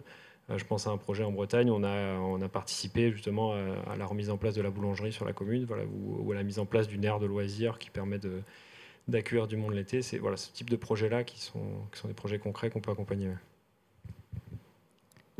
Oui, et concernant l'investissement de la commune, effectivement, Kili n'a jamais spécialement souhaité s'investir, ni la communauté de communes, mais il faut savoir que sur un projet éolien, c'est bien souvent du foncier privé. C'est souvent, là en plus, on est dans le cas d'un développement qui a été porté à 100% par un développeur privé également. Donc c'est vrai que les communes se sentent moins investies sur ce type de sujet-là qu'elles ne pourraient l'être sur des projets de centrales solaires au sol, où souvent c'est son foncier, et en plus elle peut participer au projet dès les premières études. Et donc là, on essaie de l'impliquer dès le début. Donc il y a cet aspect-là, et puis l'éolien, c'est tellement en fait source de moyens capitaux que malheureusement, souvent, les collectivités n'ont pas forcément les moyens de rentrer dans ce type de société de projet. Et après, du coup, nous, ça fait partie de notre charte aussi, de dire, au-delà de ce qui a été fait en développement, on a des moyens, donc on a négocié. Alors, pas à hauteur de nos espoirs. Les parcs d'à côté, on finance 30 à 40 000 euros par an d'aide et d'incitation sur la transition. Là, on a un programme sur 3 ans, et puis après, on a des OPEX un peu plus longues. Mais ça fait vraiment partie de l'équation économique. Là, le cadre était quand même contraint avec 3 machines, et puis des partenariats et des aspects économiques un peu tendus, mais ça fait partie nous aussi de pourquoi on revendique des bonus et dans les tarifs d'achat pour les projets éoliens et territoriaux. C'est-à-dire que ces OPEX là, ce temps qu'on passe à risque en développement ou le partage de la valeur que va faire la SPV au sein du territoire, on a besoin d'une aide en termes de financement. Donc ça fait partie dans les directives européennes de ce qui a été reconnu pour les communautés énergétiques, les projets territoriaux. Donc on s'appuie là-dessus sur le cadre qui aujourd'hui nous donne 5 points dans les appels d'offres et qui, je l'espère, sera confirmé. Merci beaucoup. On a encore le temps de prendre 2 questions de la salle ou en distanciel.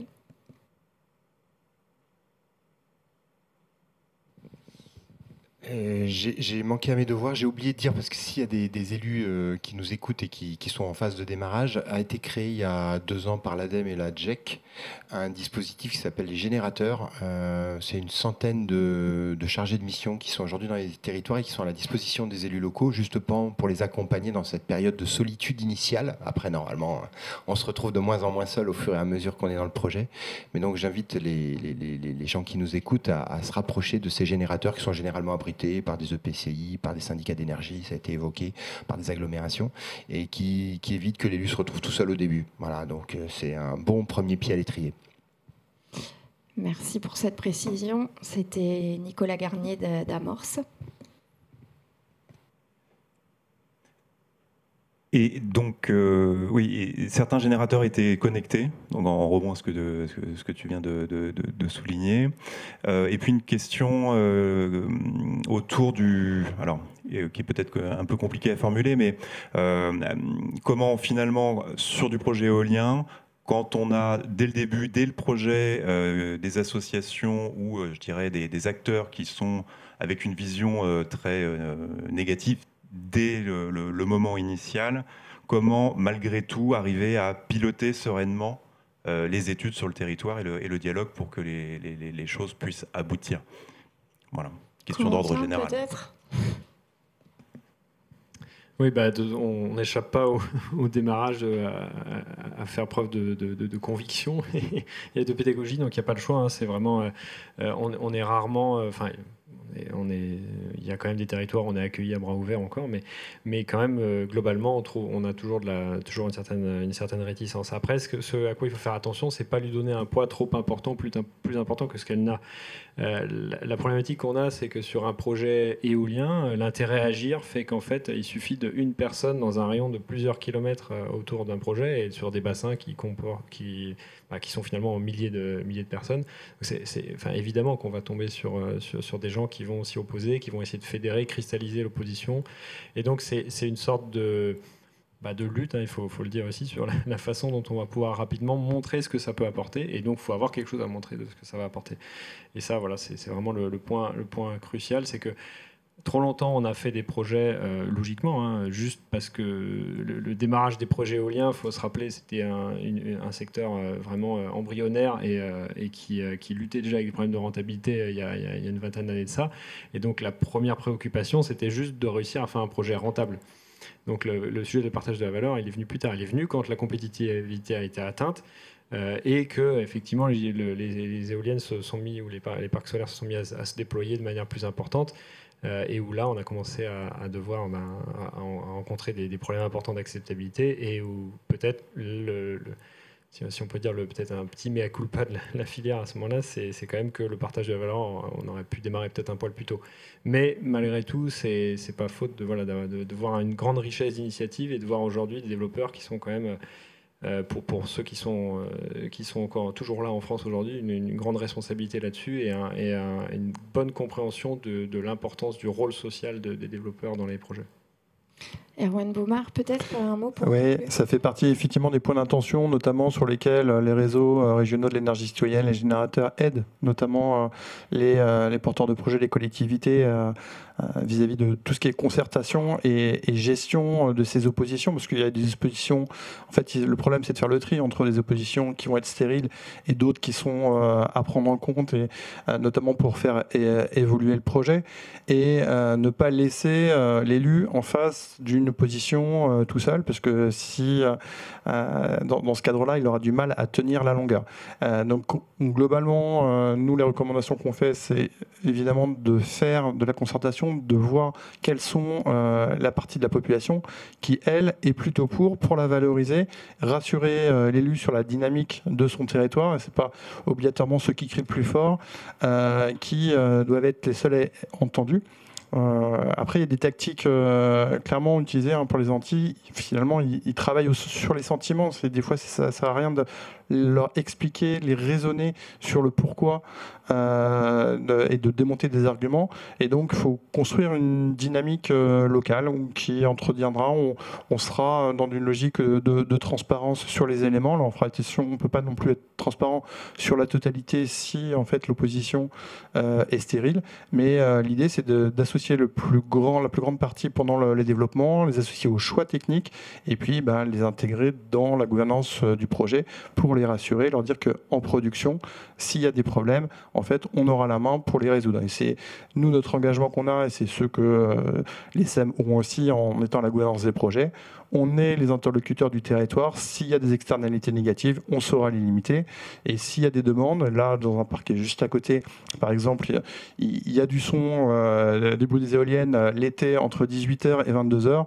On a fait un bridage apéro. L'idée, c'est que l'été, il puisse être au calme. Et donc, en fait, on a travaillé avec le comité de suivi, avec les riverains, pour trouver des solutions et donc désamorcer des problématiques. Ça, c'est que par le dialogue, que par les comités de suivi et qu'en ayant des gens qui font le lien finalement entre la gouvernance du projet et le territoire. Merci pour ce mot de la fin. Je retiendrai le principe du bridage apéro, que j'aime beaucoup. J'en profite du coup pour remercier très chaleureusement nos 6 intervenants et Alison France qui est en distanciel. Remercier les gens dans la salle qui sont présents aujourd'hui et toutes les personnes qui nous écoutent sur Teams aujourd'hui. Merci à tous.